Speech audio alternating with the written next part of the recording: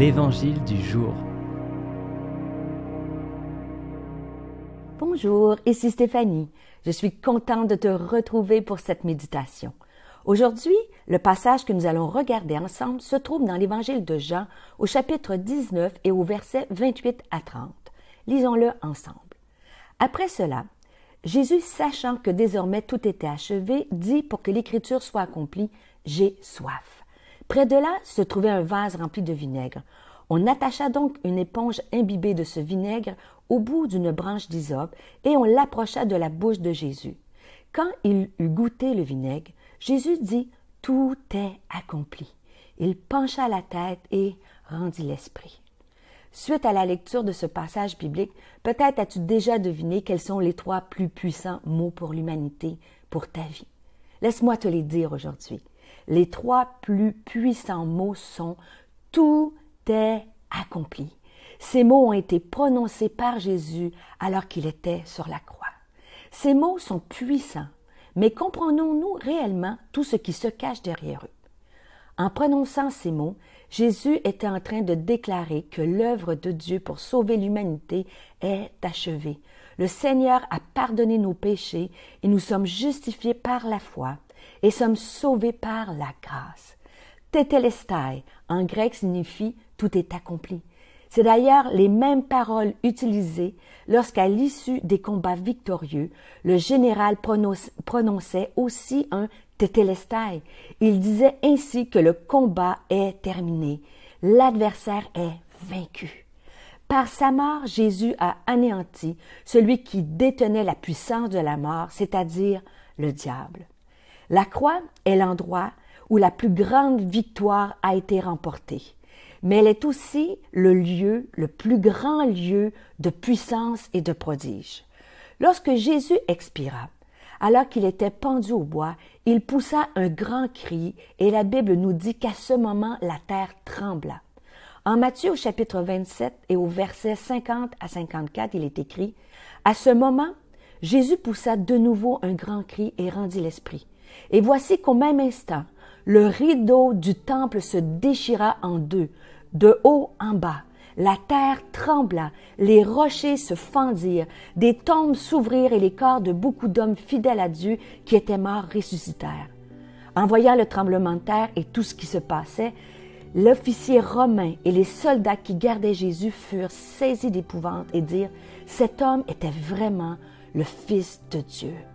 La puissance de Dieu a été manifestée à la croix. J'ai une bonne nouvelle pour toi. Aujourd'hui, cette force est encore disponible et surtout accessible. Tu peux avoir accès à toute la puissance de Dieu pour ta vie.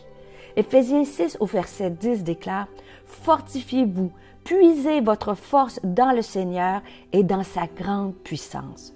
Ce verset nous parle de la grande puissance que Dieu a mis à notre disposition pour que nous puissions remporter les combats, les batailles qui entrent en guerre avec notre âme. Ce passage nous enseigne que nous pouvons être forts lorsque nous puisons notre force dans la grande puissance de Dieu. Le mot puissance en grec utilisé dans ce texte est kratos, qui signifie une puissance qui peut être visible et tangible, non pas une puissance hypothétique ou ésotérique, une puissance que nous pouvons voir avec nos yeux. C'est pourquoi Paul priera pour que Dieu illumine nos cœurs afin que nous comprenions quelle est l'infinie grandeur de sa puissance qui se manifeste avec efficacité par le pouvoir de sa force envers nous qui croyons. Cette puissance, il l'a déployée en Christ quand il l'a ressuscité et l'a fait asseoir à sa droite dans les lieux célestes. Réalises-tu que tu as accès à la même puissance que Dieu a utilisée lorsqu'il a ressuscité Jésus d'entre les morts? Tu as accès à cette puissance pour être renouvelé dans tes forces et dans ton âme. J'aimerais te rappeler que la puissance de Dieu, Kratos, était si écrasante que si nous avions été présents à la croix, nous aurions senti le sol trembler. Elle est si forte que les soldats romains qui gardaient la tombe de Jésus le matin de la résurrection se sont effondrés sous la pleine charge de cette force divine et ont déclaré « Cet homme était vraiment le Fils de Dieu ».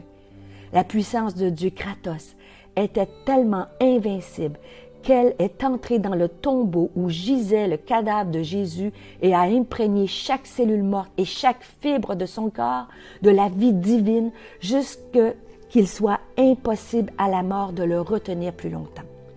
Avec l'aide du Saint-Esprit qui agit dans ta vie, tu peux t'attendre à ce que cette puissance agisse en toi. Elle est disponible pour renouveler tes forces aujourd'hui. Anticipe ce qu'elle peut faire dans ta vie. Si tu es face à un défi, une tempête et que tu te sens épuisé, va puiser ta force dans la grande puissance de Dieu. Si tu te sens fatigué dans ton corps, demande à Dieu de venir renouveler tes forces physiques. Si tu te sens lassé dans tes pensées, dans ton âme, demande-lui de venir rafraîchir tes pensées. Si tu te sens accablé par la culpabilité, rappelle-toi que tout est accompli. Si l'ennemi de ton âme vient t'accuser, rappelle-lui que tout est accompli. Tétélestai, le combat est terminé, l'adversaire est vaincu, tu as la victoire en Jésus. Si cette méditation t'a encouragé, pense à la partager autour de toi. Pour nous retrouver chaque jour, abonne-toi et active la cloche.